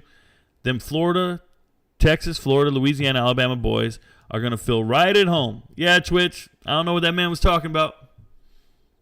Rico, who do you think gets the win in this Lakers-Nuggets series? I think it would be amazing to see LeBron get ring number 5 this year. Lakers. Give me Lakers versus Celtics in the finals. Give me Lakers versus Celtics in the finals, please. What are your thoughts on Walker Howard?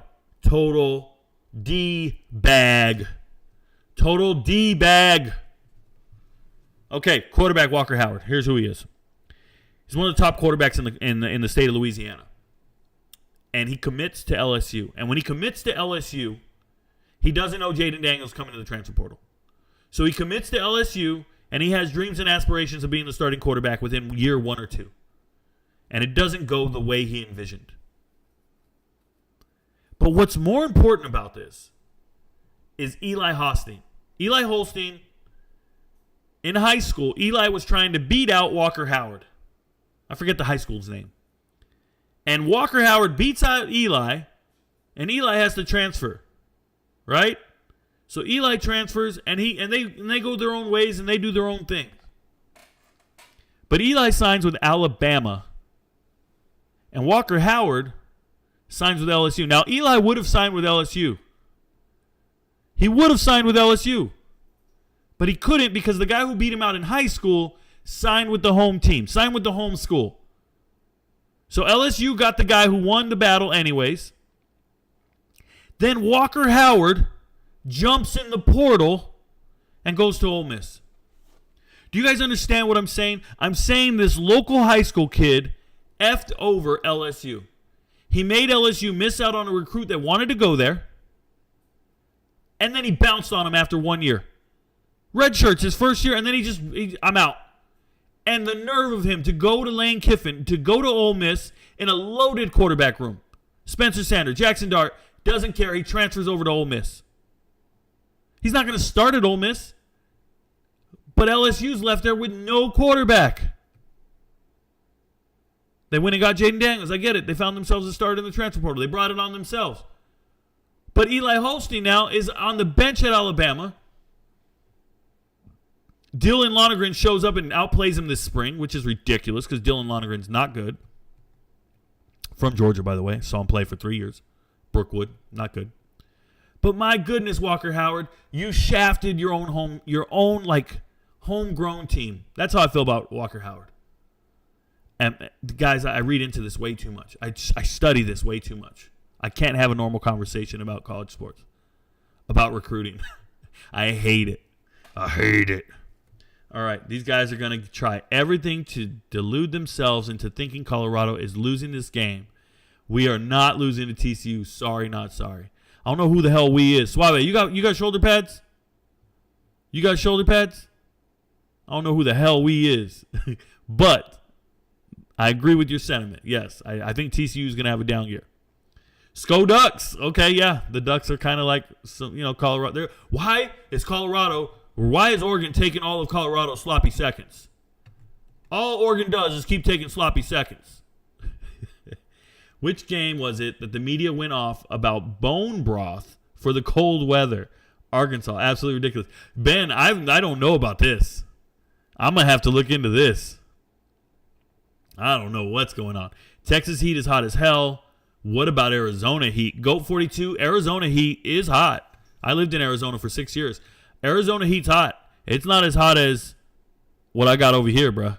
It's not as hot as over here. It really isn't. It's not as hot as where I'm from. Where I'm from is hot, like some of the hottest in the whole world.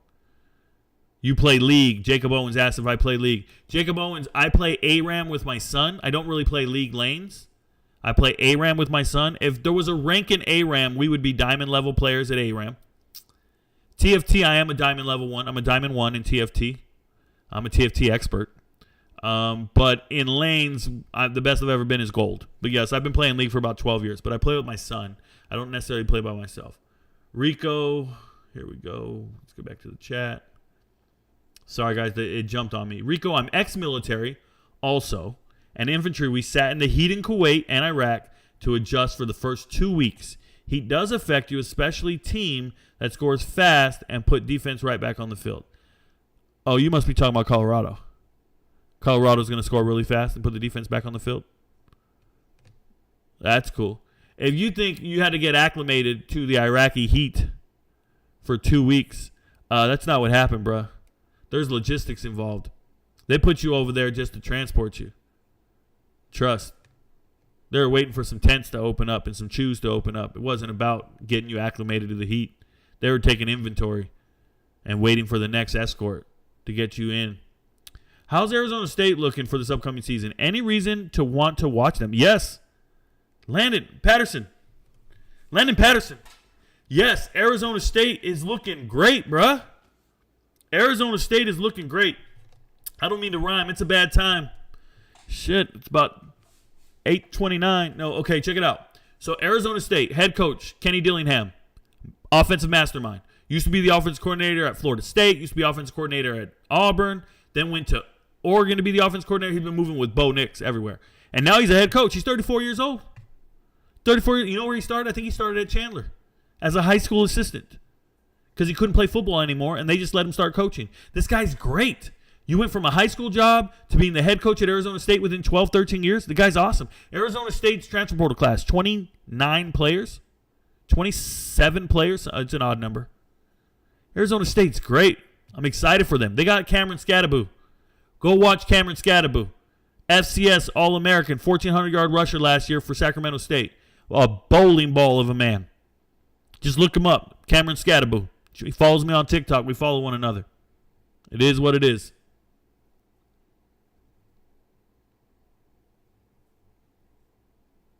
Thank you to my... Hey, I'm sorry, guys. I got a little distracted here. Thank you to my admins on TikTok for keeping everybody's traffic and telling them to come over to the YouTube. It's what we like to do. Yeah, watch Arizona State. They're great. What teams have lost the most in the portal and not replaced those losses? Okay, Al Green. The teams that have done the worst in the portal. I'll pull it up. Teams that have done the worst in the portal. I actually have this on a chart.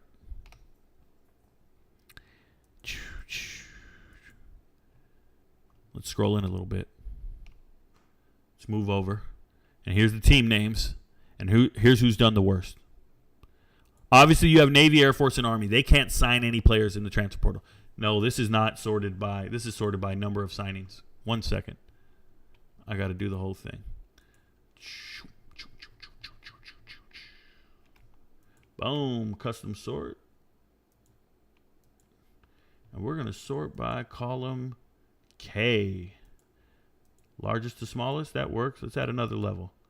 Column impact loss. Let's go I. Largest to smallest. And then J. Smallest to largest. There we go. Boom. All right. Now, the teams that have done the worst in the portal. Stanford. Wyoming. Arizona, Old Dominion, Utah State, Texas A&M, Bowling Green, San Diego State, Navy. And look, Navy can't gain anyone in the portal. They just lost 2 people in the portal. But when you look at these teams down here, Stanford and these things, I want you to pay attention to a column. The column I want you to pay attention to is column G. You guys can see G here. This is the number of starters you have lost in the portal. That's what column G is. The number of starters you have lost in the portal. And when you look at teams losing 8 starters in the portal, 7, 9. It's incredible. Now, these numbers aren't all up to date. I got to update them for the spring. This is all winter. Not all of it, but dude, I got to update it.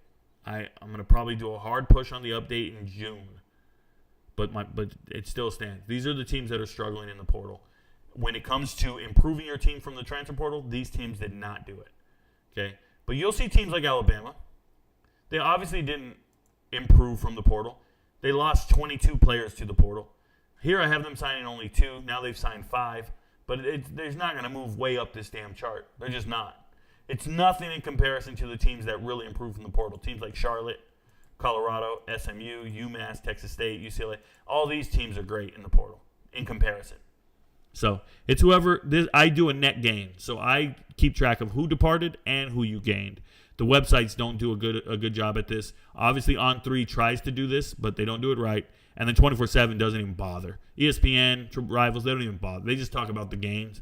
They don't talk about the losses at all. I do a formula that lets you impact everything. I do the impact score here. So that's how that goes. All right. Get that off.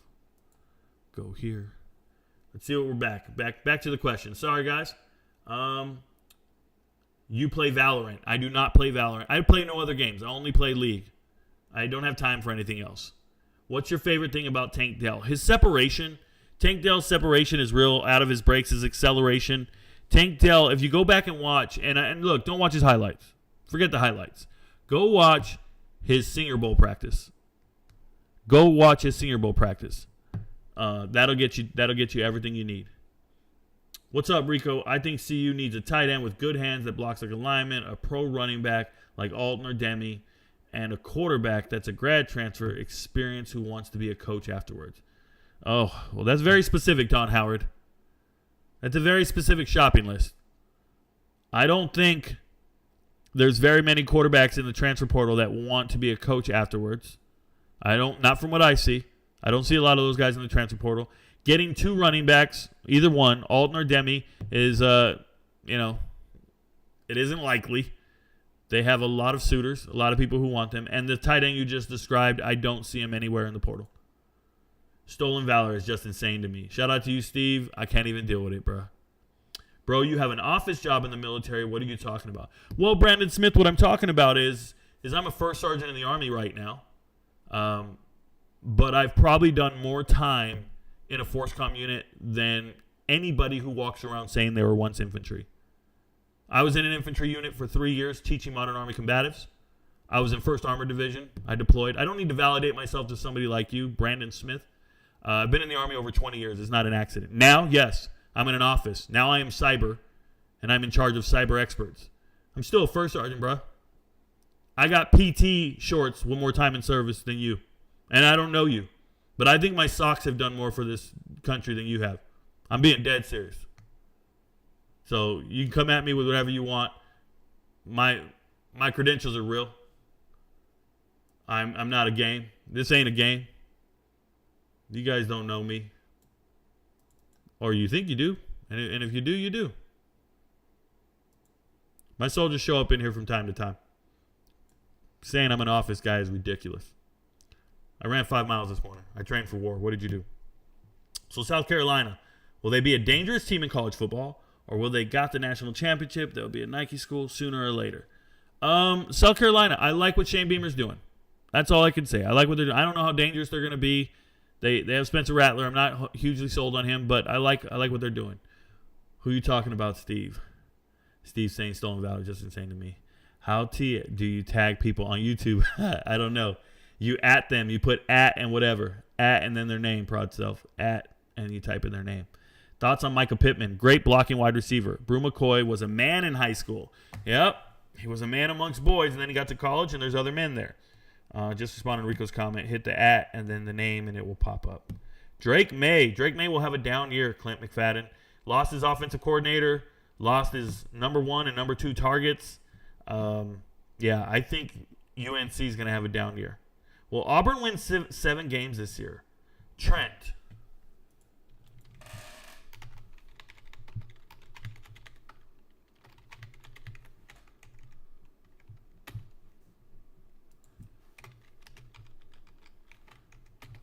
Let's find out.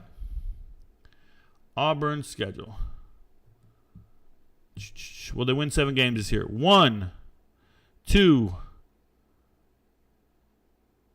3, 4, 5 games. I got them winning 5 or 6 most. 5, 6 at the most. I wasn't meaning Brew being a 5-star stud as in I thought it, mainly talking about UT fans around me when he signed. Yeah, you got to stop talking to fans. I truly feel Keaton is a better possession wide receiver than Brew. And we now have 2 speedsters. All right, cool. Have you made your Seahawks draft recap yet? No. Hey, let me give you a tip here, Mike Williams. I'm going to be real. I'm going alphabetical, bro. I'm going alphabetical by city. And today was the Carolina Panthers. I'm going alphabetical by city. I did the Buffalo Bills. It's very easy. I'm going alphabetical. Micah Pittman is good, but he will lose a lot of mobility. He has a hip surgery. Also, he's on his 3rd school, 2nd Pac-12 school. Going to different schools doesn't impact your mobility, your hip mobility. Going to multiple schools doesn't mean anything bad. It's okay. The hip surgery, it's supposed to make you better. It's supposed to fix something, an ailment. Hip surgery doesn't immediately make you worse, but he's a good blocking wide receiver. He blocks.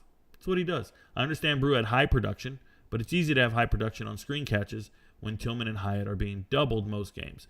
You know, they're not even being doubled. The air raid offense, you don't play man against the air raid offense. You run a zone and you hope for the best. So, no, they're not even being doubled. Brew doesn't do anything that's easy. I think he's a quality wide receiver. He's quality. He's fine. He's your 2nd leading receiver last year. When I think Big 12, I think Oklahoma State. Shout out to you, Clint. Teams that are held back by quarterback play. Teams that are held back by quarterback play. Number 1, Rutgers. Number 2, A&M. Number 3, Oklahoma. Number 4, it's going to be Alabama this year. Number 5, teams held back by quarterback play. Rutgers, Oklahoma, Alabama. Oh, Florida. Florida's number 2. Florida's right behind Rutgers. I think Indiana's held back by quarterback play as well. So there's a couple of teams. Nebraska. You got to have a better quarterback in some schools. You're going to say Michigan State now just because Thorne hit the portal. But, yeah. Thoughts on Wisconsin next year? I think they win 7 to 9 games. Did I skip some stuff? Yeah, Big 12 gave parting gifts to Texas and Oklahoma with tougher schedules and odd bye weeks. This is not an accident. Seattle draft thoughts. I'll be giving them in my videos, in my stuff, guys. Sorry, chat jumped. How do you feel about the quarterback that UGA just got, Impervious Marley? Haven't looked into him. Don't really care about high school recruits. Don't talk about it much. They don't play football. Don't worry about it. Anthony Jones to Indiana. You seen that? No, I did not. Why the college football playoff? Just do what March Madness, go to campus, game, or play in the NFL stadium, base number 1 seed location at. Oh, I don't know. I don't know, GOAT. I'm not on the committee, man. They want big stadiums. They want a bunch of people. March Madness does not go to their stadium. March Madness does not go to a campus for the games. NIT does. March Madness has centralized locations for games, regionals. Thoughts on the Packers draft class? I'm going to talk about it later. Review Cowboys draft later, guys. Keep up the grind, bro. Thank you very much, Funny Spider. Appreciate the tip. What up, Rico? Thank you. Magic defeated AIDS. Damn. I told you guys, champion of champions. It's about time some excitement around Tempe. Definitely won't miss Herm Edwards. Herm, the perm. A lot of people are bashing Colorado. Does Colorado have any strengths in your opinion? John Chen, I know you've been here before, bro. Stop fishing for compliments. If you want to know what I think about Colorado, watch the playlist. I have a Colorado playlist on TikTok. I have a Colorado playlist on YouTube. Watch both of them. Go to them. They're the same. Pac-12 future. Yes. The future is yes. Talking to their president, I saw in an article, he said they're prepared to be the Pac-10 and hold steady at 10 for a while. If they lose 2 more teams, they're obviously going to sign SMU and San Diego State. They're going to keep their TV markets going. They'll still be around. Pac-10. Just change the name. And that's all there is to it. Shout out Rico for getting me into college football. Shout out to you, Omar. Everybody should be into college football. Will Rutgers go bowling?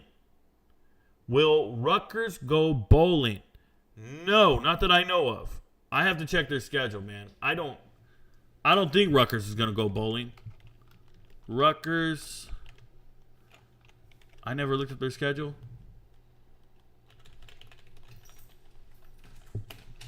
That's crazy. I've never looked it up. That's telling you I don't have a clue who they play this year. I haven't looked it up yet. 2023, Rutgers, Northwestern. I think they beat Northwestern. I think they beat Temple. But you know what? I can't even go there, man. Temple has E.J. Warner. Temple has Kurt Warner's son playing quarterback, and he throws for an insane amount of yards. Virginia Tech's going to be improved. They beat Wagner. I know they beat Wagner. I think they beat Indiana. 2. At best, I got Rutgers winning 4 games, bro. At best, 4 games for Rutgers. They ain't going bowling. I got them losing their last 4 for sure. Maybe they can beat Michigan State. You should use StreamYard. I don't know what StreamYard is, bro. Will Texas State go bowling?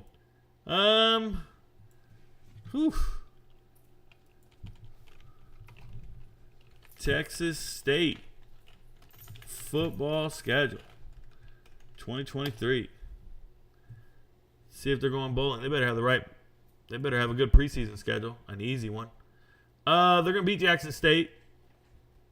They're going to beat Nevada. They can beat Southern Miss.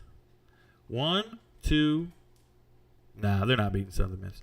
1, 2, 3, 4, 5. Dude, they got a shot. I have them winning 5 to 6 games. We'll see what happens. It's going to come down to that South Alabama game for sure. South Alabama got a good running back. Transfer from Florida State. So it is what it is.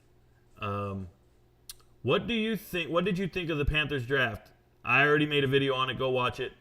We got Gavin Wimsatt, and Rutgers had no O-line. Yeah, Gavin Wimsatt, former 4-star player. Go watch the spring game. And watch about his first 10 passes this year. Utterly terrible. They did get their offensive coordinator back, the old one, the one for Tom Savage and Mohamed Sanu and Kenny Britton and all them other guys. But it's not the same. They need better players. Maybe. Who is Dylan Raiola? It doesn't matter, Chris. It's just some high school quarterback. Did you see similarities between Javon Antonio and Michael Irvin? No. Michael Irvin, Hall of Famer Michael Irvin, and Javon Antonio? No. I saw Javon Antonio, and he looked a lot like no one in the NFL. He looked like a good wide receiver for Colorado. Not an NFL Hall of Famer. Stop it. How will Ole Miss do this year? As good as they can. Don't forget to hit the like button. Thank you very much, guys. Rank these recruit sites most accurate and useful. 0 for all of them. I only use them for pictures. I only use the recruiting sites for pictures. I don't believe anything they're doing. Rico, what do you think about Jarquez Hunter from Auburn? I think it's going to be a running back by committee. I think it's going to be the first year in a long time at Auburn they don't have a 1,000-yard rusher. Because Brian Battie, coming over from South Florida, he's going to get some carries. Because who's the other kid from Georgia? Bigger kid. Another running back. Allison? I think it's Allison, last name. He's got a bunch of running backs, and Hugh Free's going to use them all. That's what he did with Day and the rest of them dudes. So it is what it is. Will KJ Jefferson dominate the SEC? Dominate? I don't know. Arkansas State's losing all their games. Lions draft review in the future. It's coming. He was a true freshman last year. How's Tennessee this year? Is Tennessee winning 10-plus games? College CBB content. Nah. All right, guys, I'm going to stop there. We've been going at this for a while. Yeah, we'll be going at this for a while. Damari Austin, that's what I was thinking about. Yep, he's going to get some carries. Rico, what rivalry game are you most excited about for this year? Rivalry game I'm most excited about for this year.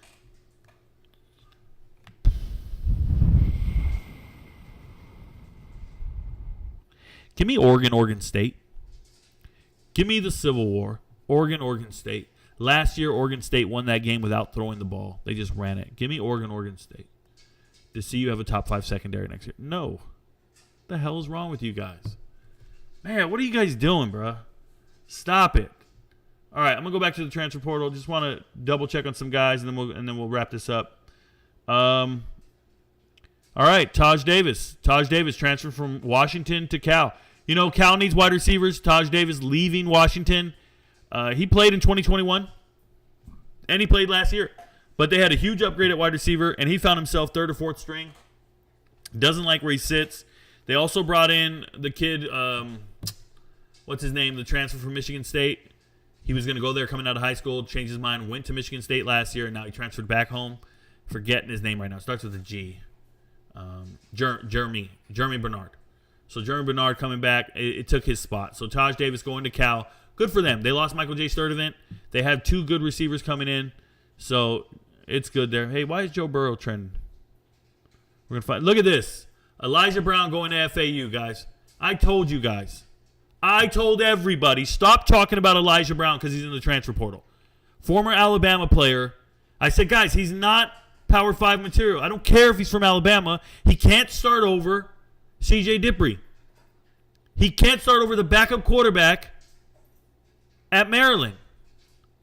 And you guys keep coming at Rico. What about Elijah Brown? I saw he's in the portal. Yeah, we got to get that other guy. We got to get that. What about this other dude? What about this guy? What about this? Stop asking about Georgia and Alabama transfers. They're not good. The vast majority of them are not good. They were recruited incorrectly. And here's your example. Elijah Brown. You go from Alabama to FAU, bro. Good get for FAU. Hell of a player for the group of 5. Xavier Henderson going up with Emory Jones. Former teammates. Going to rehash. These dudes are going to be roommates. Going up to Cincinnati. Shout out to them. We know Javon Antonio's here. Blaine Spires. Bowling Green linebacker going to Utah State. You know, this move doesn't make sense to me. Blaine Spires played a lot. He played in like 30 games for these guys. But as far as I'm concerned, I don't know. His offers were all FCS level offers. So how's he going to Utah State? That doesn't make sense to me. That was his only FBS offer. His other offers were FCS schools, HBCUs. You're going out. You're leaving Bowling Green, and yeah, okay, bro. I see it. He's in the uniform. I see it. I'm not with it. Dylan Dixon, former Colorado player. I have it in the chat here. Going to Missouri State. Shout out to Coach Prime for recognizing that Dylan Dixon is not a Power 5 player, and he had to go. Talked about a Johnny Carter yesterday. I think we're all caught up. Talked about all these guys yesterday. Oh, haven't talked about Des Melton. Des Melton leaving Louisville, going to San Diego State. So Des played last year.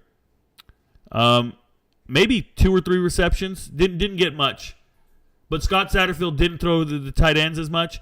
And he's a blocking tight end, by the way. This is a blocking tight end, Des Melton. And when you get Jeff Brom taken over at Louisville, he doesn't have any use for a blocking tight end. He needs a pass-catching tight end. So Des Melton jumps in the portal, goes to San Diego State. Shout out to him. I'd say in 83 plays, this dude caught 1 pass. Literally. If I can, watching the tape. What did I tell you guys about this Braithwaite thing? He shouldn't have gone to Arkansas. Should have went to FIU. He flipped. I already talked about all these other guys yesterday. All right, we're all caught up. Hey, guys, I hope you learned a lot tonight. I hope you enjoyed the discussion. It's always nice to come out here and talk transfer portal and then answer all your questions. Thanks for the tips. Thanks for being here. Oh, snap. I just hit refresh. Look what just happened. Let's see what we got. Everything we just talked about. Let me go over here. Taj Bullock. Hey, he couldn't start at Virginia Tech, so he went to the Zips, Akron Zips. They need any quarterbacks they can get. Shout out to him. Ridge Howard, I won't even make a video on this, leaving Northern Illinois. Elijah Brown, I might make a video about it. We talked about Strother. Reginald Pearson, coming from Bethune-Cookman, up. Good for you, young man. Or old man. Anthony Jones going to IU. Got it. And then Tony Mathis finally finds a school. Going to Houston. Houston needs a running back. They just lost Alton McCaskill. Now, they have 2 other good running backs. But getting Tony Mathis was in the portal for a while. Hey, and this is when you're a B team guy. This is when you're plan B. When you're in the portal for a while, and then all of a sudden you get an offer from Houston, you weren't their first choice. They didn't want you. They're only looking for you because they lost Alton McCaskill the 4th in the portal. You're going to be 3rd string. Tony Mathis Jr. I'm glad you went from West Virginia to Houston. A lateral move. It is what it is.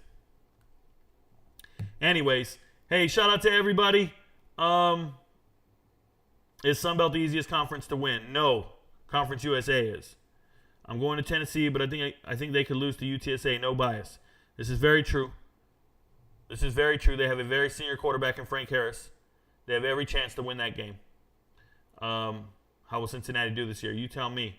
What are your thoughts on the Steelers being a family factory? I don't know. Thank you so much, guys. Thank you for the show. Thank you for the time. Thank you for the tips. Thank you for the undivided attention. Hey, if you have friends and they don't know sports, don't worry about it, because Rico knows.